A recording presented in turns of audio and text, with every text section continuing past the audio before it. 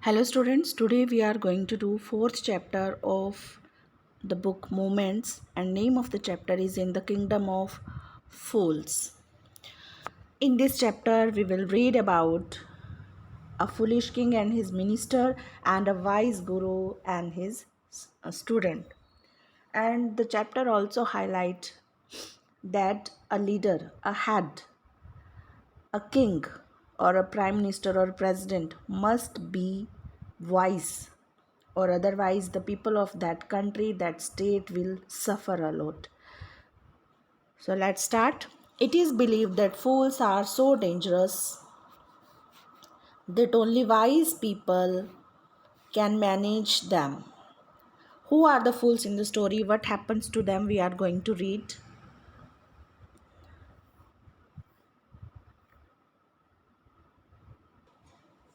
Both the king and the minister were idiots. So the kingdom of fools. It's the state of fools where both the king and the minister are idiots. They didn't want to run things like other kings. So they decided to change into day and day into night.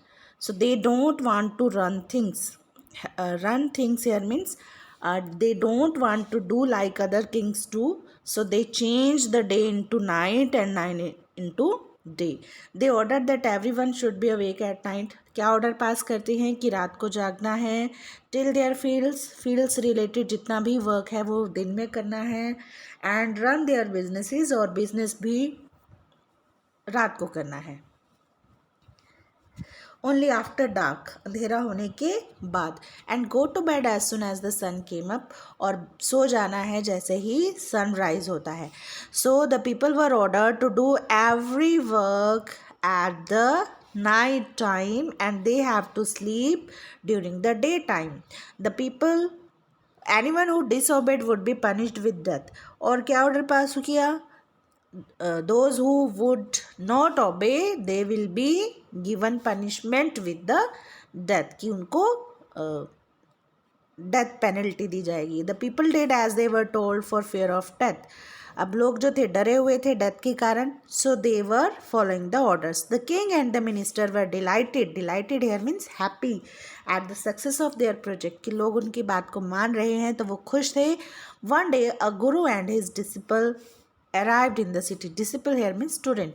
तो एक दिन एक गुरु और उसका जो student है वो city में आते हैं. It was a beautiful city. It was broad daylight. पूरी दिन की रोशनी थी.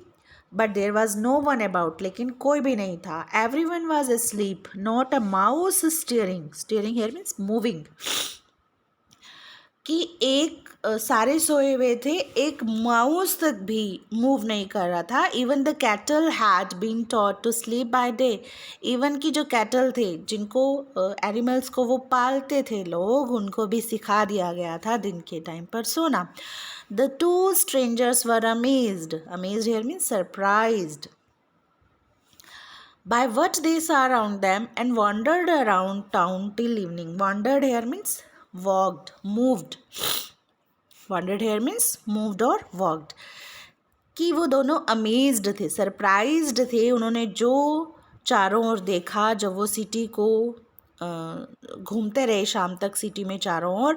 When suddenly the whole town woke up and went about its nightly business, कि अचानक से जो पूरा टाउन के लोग थे वो जाग गए. And went about its nightly business, और रात को अपने काम पर लग गए. So they were surprised to see that during the daytime there was no one around in the city, but as soon as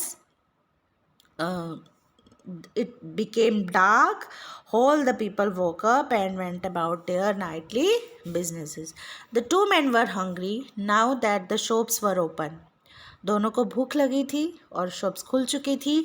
they went to buy some grocery, कुछ grocery खरीदने के लिए वो जाते हैं. To their astonishment here means surprise, they found that everything cost the same, a single to do.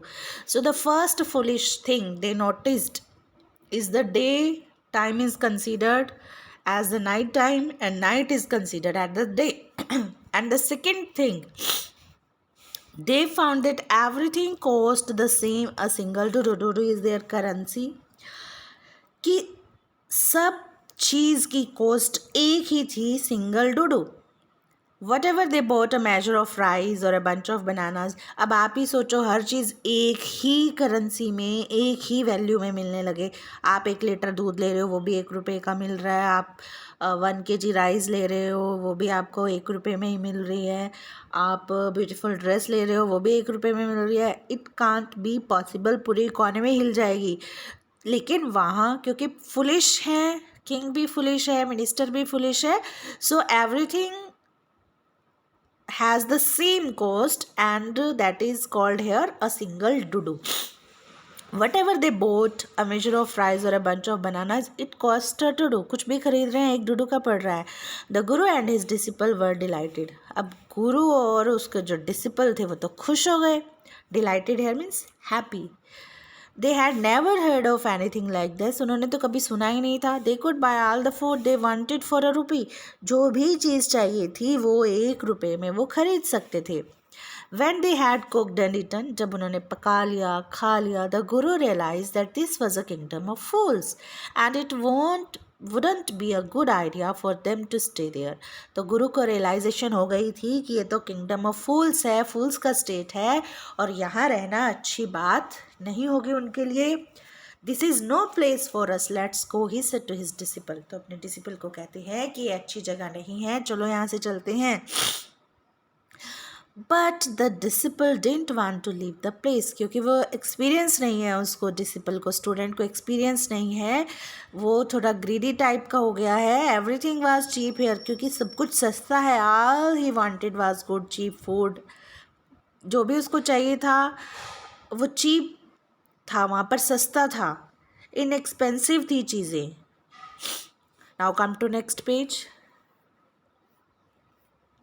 The Guru said, they are all fools. This won't last very long and you can't tell what they will do to you next. तो wise हैं गुरु, तो वो कहते हैं कि सारे के सारे फूल्स हैं और ये ज़्यादा लंबे तक समय तक नहीं चलेगा ये सब कुछ. You can't tell what they will do to you next, और आप नहीं बता सकते कि वो अब आगे आपके साथ क्या करने वाले हैं. So it was better to leave that state.